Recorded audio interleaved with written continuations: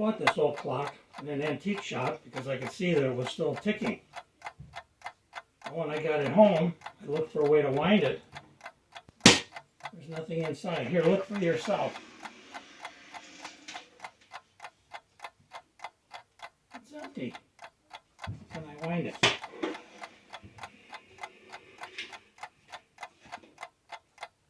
Then this started. Where's that coming from? There's a clock.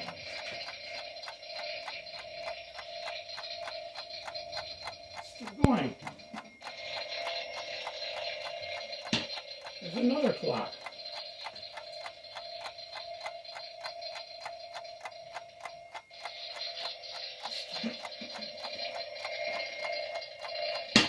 Another one.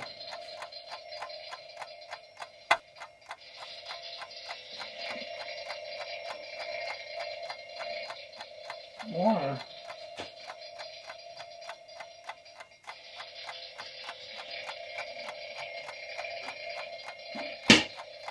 And there's another one.